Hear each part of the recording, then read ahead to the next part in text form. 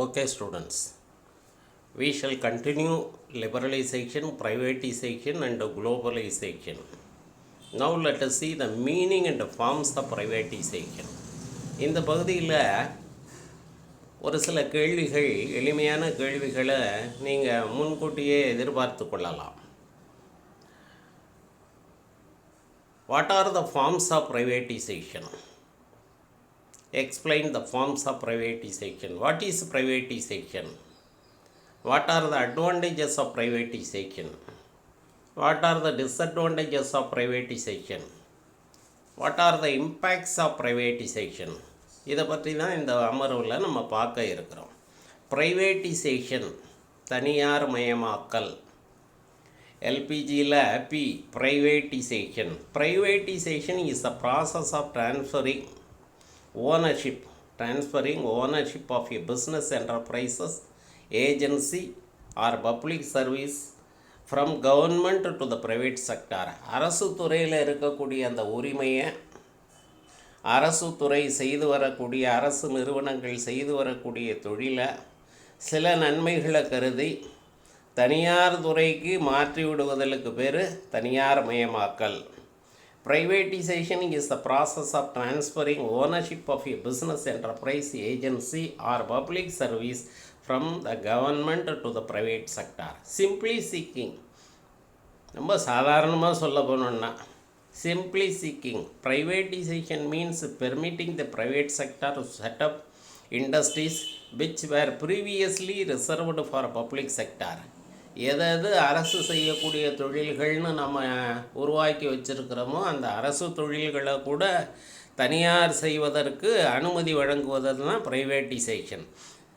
Privatisation means permitting the private sector to set up industries which were previously reserved for public sector. Previously reserved for public sector. அரசாங்கம் தான் இந்த வகை தொழில்களை செய்யணும் அப்படின்னு நம்ம ரயில்வே, பாதுகாப்பு தளவாட தொழிற்சாலைகள் இதெல்லாம் அரசாங்கம் தான் செய்யணும், விமான போக்குவரத்து அப்படின்னு வச்சுருந்தோம்.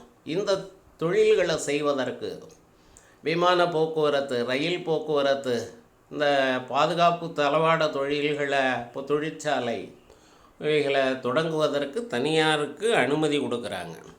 Under these policies, many public sector units were sold to private sector. அரசு நிறுவனங்களே தனியாருக்கு தாரை வார்க்கப்படுகிறது, விற்கப்படுகிறது. The main reason for privatization was public sector units were running in losses due to mismanagement and political interference. முக்கியமான காரணம் என்ன அப்படின்னு கேட்டால், அரசாங்கம் தொழில்களை செய்து வரும்போது மோசமான நிர்வாகம், தவறான நிர்வாகம், அரசியல் குறுக்கீடு, அதன் காரணமாக அந்த நிறுவனங்கள், அரசு நிறுவனங்கள்லாம் நட்டத்தில் செயல்பட்டு வந்தது. இந்த நட்டத்தில் செயல்பட்டு வந்த நிறுவனங்களை தனியாருக்கு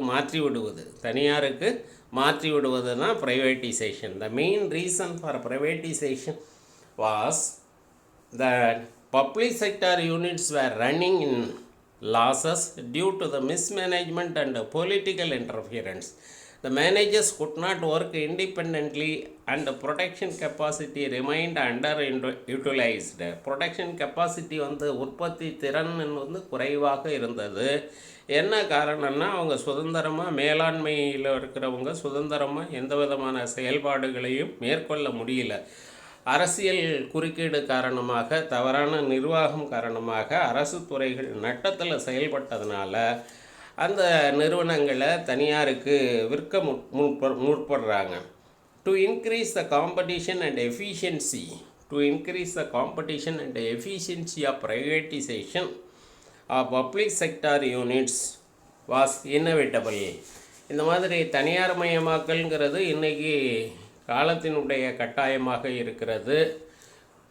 மற்ற நிறுவனங்களோட போட்டி போடக்கூடிய வகையில் அதிக உற்பத்தி திறனுடைய நிறுவனங்களாக மாறுவதற்காக, லாபம் ஈட்டும் நிறுவனங்களாக மாற்றப்படுவதற்காக தனியார் துறைக்கு அனுமதி அளிக்கப்படுகிறது. Some examples of public sector enterprises recently privatized as follows. அண்மை காலத்தில் சில அரசு நிறுவனங்கள் வந்து தனியார் மயமாக்கப்பட்டது. அது என்னென்ன அப்படின்னு ஒரு லிஸ்ட்டு கொடுத்துருக்காங்க பாருங்கள். Bharat aluminium company limited, BALCO, Hindustan Singh limited, Indian petrochemicals corporation limited, Maruti Udyog limited, modern food industries limited. இதெல்லாம் வந்து அண்மை காலத்தில் அரசு நிறுவனமாக இருந்த இந்த நிறுவனங்கள் தனியாருக்கு கொடுக்கப்பட்டு இருக்கிறது. தனியார் தொழில் இந்த தொழிலை இதே பேரில் செய்துட்டு வர்றாங்க. India scooters limited, the first ever company privatised in India. இந்தியாவில் முதல்ல தனியார் மயமாக்கப்பட்ட ஒரு அரசு நிறுவனம், தொழில் நிறுவனம் என்னென்னா India scooter limited, the first ever company privatise in India. Forms of privatisation. இந்த ப்ரைவேட்டிசேஷன் எப்படியெல்லாம் செயல்படுத்தப்படுகிறது, அதில் நாலு வகையான ஃபார்ம்ஸ் கொடுத்துருக்காங்க. Contraction or minimisation of public sectors, sale of shares of public sectors to the private sectors, memorandum of understanding. Then the last one is disinvestment in public sector units. இதில் first forms of privatisation, எப்படி தனியார் மயமாக்கல்ங்கிறது எந்த வகையில் எந்த முறையில் செய்யப்படுகிறதுனா contraction R minimisation of public sectors. அரசு நிறுவனங்களோட எண்ணிக்கை குறைக்கப்படுகிறது. அது அரசு நிறுவனங்களினுடைய எண்ணிக்கை செயல்பாடு குறைக்கப்படுகிறது. கண்ட்ராக்ஷன்னா குறைக்கிறது, minimization of public sectors. The number of industries reserved for public sector was reduced from 17 to 8 industries. 1956 வாக்கில் 17 தொழில்களை அரசு நிறுவனம் மட்டுமே மேற்கொள்ள வேண்டும்னு சொல்லியிருந்தாங்க சட்டத்தில். அதை வந்து இப்போ அந்த சட்ட விதியை மாற்றி 8 தொழில்களுக்கு மட்டுமே அரசாங்கம் செய்யணும் அப்படிங்கிற ஒரு நடைமுறையை கொண்டு வந்துட்டாங்க. அந்த 8 தொழில்கள், அரசு செய்யக்கூடிய தொழில்கள் என்ன அப்படின்னா arms and ammunition, atomic energy, coal and lignite, mineral oils, mining of ores, mining of copper, lead, zinc, minerals for atomic energy and railways. ஆக இந்த 17 தொழிலில் 8 தொழில்கள் மட்டுமே அரசு நிறுவனங்களுக்காக ஒதுக்கப்பட்டதுனால பிற தொழில்களை தனியார் தொடங்குவதற்கு அனுமதி அளிக்கப்பட்டது, தனியார் மயமாக்கப்பட்டது. பிற வகை தொழில்கள் அரசு நிறுவனங்கள் தனியார் செய்வதற்கு அனுமதி வழங்கப்பட்டது. Currently only atomic energy, defence and railways are government monopoly industries, that is public sector industries in the country. இப்போ அண்மை காலத்தில் இந்த அட்டாமிக் எனர்ஜி, அணுசக்தி, பாதுகாப்பு, ரயில்வேஸ் இது மட்டுமே அரசு நிறுவனங்களில் இருக்குது. மற்ற தொழில்கள் தனியார் செய்வதற்கு அனுமதி அளிக்கப்படுகிறது. இது வந்து முதலாவது form, contraction or minimisation of public sectors. Sale of shares of public sectors, sale of shares of public sectors to the private sectors. அரசாங்க நிறுவனங்களினுடைய பங்குகள், அரசு நிறுவனங்களில் அரசாங்கம் செய்திருக்கக்கூடிய அந்த பங்குகள் தனியாருக்கு விற்கப்படுகிறது. Indian government started selling of shares of public sector units to public and financial institutions. Now the private sector will acquire ownership of public sector units. The share of private sector has increased from 45% to 55% in the year 2011 and after. 2011 அதுக்கு பிறகு அரசாங்கத்தினுடைய பங்குகள், அரசு நிறுவனங்களில் அரசாங்கம் செய்திருக்கக்கூடிய பங்கு முதல் அப்படிங்கிறது குறைக்கப்படுகிறது, தனியார் பங்கு முதல் அதிகரிக்கப்படுகிறது. இப்போ அரசாங்கம் வந்து ஒரு தொழிலை செய்ததுன்னா 100% அரசாங்கத்தினுடைய பங்கு முதலாக இருக்கும். 100 ஷேர்ஸையும், ஒரு உதாரணத்துக்கு 100 ஷேர்ஸையும் அரசாங்கம் வச்சுருக்கும். இப்போ எப்படின்னு கேட்டால் தனியார் துறைக்கு அனுமதிக்கப்பட்ட 45%ங்கிறது 55%ஆக இருக்கிறது, உயர்த்தப்பட்டது. இப்போ தனியார் துறையினுடைய பங்களிப்பு, தனியாரோட பங்களிப்பு உயர்த்தப்படுகிறது. அப்போ அது தனியாருக்கு சொந்தமான நிறுவனமாக மாற்றப்படுகிறது. போர்ட் ஆஃப் டைரக்டர்ஸ் எல்லாம் தனியாராக, மேக்சிமம் டைரக்டர்ஸ் வந்து தனியாராக இருப்பாங்க. அரசு நிறுவனங்களினுடைய பங்குகள், அரசாங்கத்தினுடைய பங்கு குறைக்கப்படுகிறது. தனியாரோட பங்கு 45%லேருந்து 55%க்கு உயர்த்தப்பட்டது. Memorandum of understanding, this is another form of privatisation. Memorandum of understanding, புரிந்துணர்வு ஒப்பந்தத்தின் மூலமாக தொழில்களை, அரசு தொழில்களை தனியார் ஏற்று நடத்துகிறாங்க. Memorandum of Understanding introduced in 1991 to raise the productivity and performance of public sector units. உற்பத்தியை அதிகரிப்பதற்காக, செயல்திறனை மேம்படுத்துவதற்காக 1991 இதுபோன்ற புரிந்துணர்வு ஒப்பந்தங்கள் உருவாக்கப்பட்டு தனியார் ஊக்குவிக்கப்பட்டன. It strengthened the relationship between public sector units and administrative departments. The main work of Memorandum of Understanding is to judge the public sector units and the level of performance. Then the last form is disinvestment in the public sector units. Disinvestment, பங்குகளை விற்றல். The government has started the process of disinvestment in those public sector units which had been running in loss. எந்த நிறுவனங்கள், அரசு நிறுவனங்கள் நட்டத்தில் செயல்படுகிறதோ அந்த நிறுவனத்தினுடைய பங்குகளை அரசாங்கம் தனியாருக்கு விற்கின்றனர். It means government has been selling out these industries to private sector. So disinvestment is a system of privatizing the government enterprises.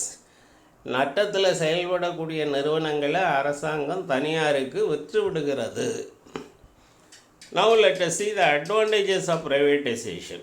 What are the advantages of privatization? Increase in efficiency, professional management, increase in competition, reduction in economic burden of government.